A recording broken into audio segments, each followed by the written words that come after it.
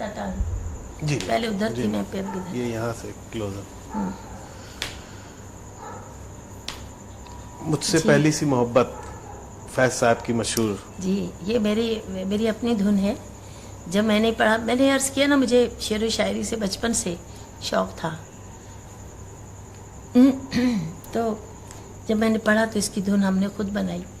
फिर ये मैं जब चंद लोगों ने मुझसे आके कहा कि ये मोहम्मद अली जिन्ना साहब के उसमें हम चैरिटी शो कर रहे हैं, और मैं 6 लाख की टिकटें बेच दी। उस वक्त 6 लाख बहुत ज़्यादा होता था, ये 55 की 56 की बात है। तो ये मैंने कहा अच्छा मैं गाऊंगी। वहाँ जब हम स्टेज पे गए तो मैंने लिस्ट दे दी कि 6, 7, 10 गाने जो मैंने गाने वो ये ले लो। उनकी रिहर्सल भी कर ली। एंड टाइम पे पता चला जी ये आप नज़्म नहीं गाएंगी। मैं तो हैरान हो गई, मेरी तो उस वक्त बहुत ही पसंदीदा नज़्म थी ये, और तय नहीं मैंने उसकी धुन बनाई थी। मैंने कहा जी नहीं, ये तो नहीं, मैं नहीं करूँगी, ऐसे तो होगा नहीं। फिर कुछ बहुत बड़े अफसरान थे जिनका नाम बेकार है, उन्होंने कहा कि जी नहीं ये फिर नहीं होगा। तो मैंने कहा तो फिर शो ही नहीं होगा, मैं तो घर जाती हूँ। मैंने कौन से आपसे पैसे लिए हैं, मैं तो अपने मुल्क के लिए गा रही हूँ कि भी चैरिटी है। फिर उनको सबों ने समझाया कि थोड़ा सा इसका भेजा, ये ज़िद्दी है, इसको करने दें।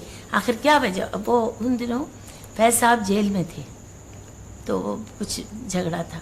मैं गाई, फिर इतनी मकबूल हुई उसी दिन ये नज़्म, बहुत फर्स्ट टाइम लोगों ने सुनी, पूरी पब्लिक उठ के खड़ी हो गई, इतनी अच्छी लगी सबको। तो मैं चली गई गा के। उसके बाद 2-3 दिन बाद मुझे रात को 2 बजे के करीब या 1 बजे फैज साहब मेरे घर आए, और मैं तो करीब सोने वाली थी। तो पता चला, उन्होंने कहा जी फैज़ आए हैं। मैंने कहा भी कौन है फैज़, पता नहीं कौन। उन्होंने कहा जी फैज़, अहमद फैज़। ओहो, मैं तो ना दुपट्टा सर पे ना पाँव में जूती, भागी बाहर। जाके मैंने बाहर देखा तो एक शख्स को पहली दफ़ा देखना तो जरूरत तो नहीं होती कि मैं उसको गले लगा लूँ, इतना मुझे उनका कलाम, वैसे ज़हनी तौर पे उनके कलाम के तो हम आशिक़ थे, हमने शक्ल तो देखी नहीं थी। तो वही कहती हूँ ना कि एक आर्टिस्ट के जहन में एक महल होता है खूबसूरत, जिसमें कोई शहजादा होता है। और इसी तरह अगर मर्द को देखो तो वो भी कोई सिंगर है तो वो सोचता है, इसमें कोई नीयत का सवाल नहीं पैदा होता कि बुरी है, अमूमन अच्छी होती है। तो उन्होंने मुझे देखा तो दरवाज़ा खुला हुआ था ना, तो फैज़ साहब ने मुझे गले लगा लिया, मैंने भी उन्हें गले लगाया। मैं उन्हें कहा ये घर आइए। कहते भाई मैं आपसे सिर्फ शुक्रिया अदा करने आया हूँ कि आप इतनी ऊंची हस्ती हैं जिन्होंने इतना मुकाबला करने की तुम्हें यानी हिम्मत है कि आपने सबका मुकाबले करना था ना गवर्नमेंट का, कि नहीं जी मैं तो नहीं गाऊंगी, कुछ हो जाए मैं यही गाऊंगी। तो आपकी हिम्मत की दाद देता हूँ, शुक्रिया करने आऊँ। उस दिन से फिर हम लोग बहुत करीब हुए, उनकी फैमिली में आना जाना, हर पार्टी में जाना, मगर फिर भी हम इतना न मिल सके। जैसे बाद में मैं इतनी मसरूफ़ हो गई अपनी ज़िंदगी में, और उसके बाद मेरी शादी हुई एजाज दुरानी साहब से, उसमें से बच्चे हुए और गाने भी काम भी बहुत ज़्यादा बढ़ गया, इंडस्ट्री में भी बहुत ज़्यादा तूफ़ान में रोज़ के 3-3 गाने। तो कुछ अब ये जब चले गए हैं दुनिया से तो हमें बड़ा दुख है।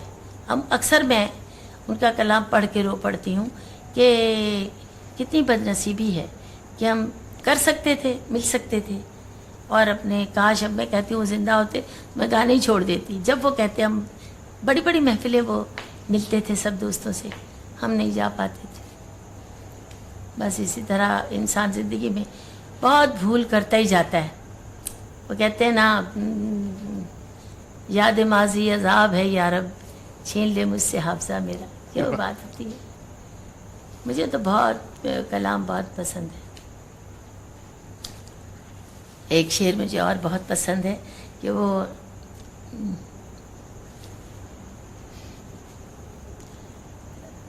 वो परिंदा जिसे परवाज़ से फुर्सत ही न थी, ये कुछ बेवफा लोगों की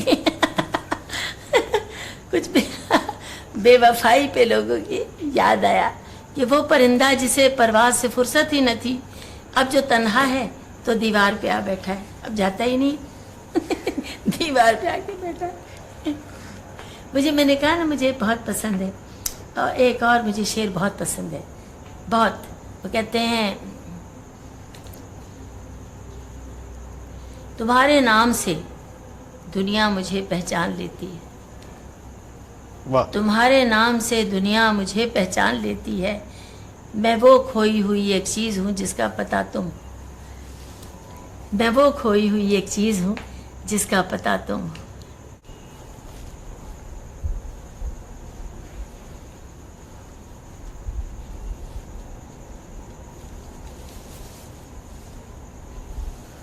یہ فیض صاحب کی جو نظم تھی وہ آپ کو تو علم ہوگا اس کا کہ لوگ سمجھتے ہیں کہ یہ تو آپ کے نام سے منسلک ہو جی ہاں, گئی. انہوں نے بعض لوگ تو یہ بھی نہیں بات جانتے. کروں میں؟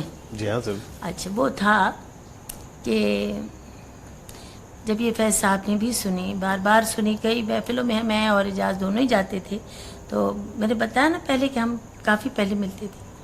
پھر اس کے بعد کئی مشاعرے میں فیض صاحب سے کہا گیا کہ آپ وہ نظم سنائیے, تو وہ فرماتے تھے کہ یہ نظم نور جہاں کی ہے, یہ اب انہی کے نام سے منسوب ہے, اور اب میں نہیں اسے پڑھوں گا, وہی پڑھیں گی, وہی گائیں گی. تو وہ انہوں نے اسے اپنے مشاعروں میں پڑھنا چھوڑ دیا تھا.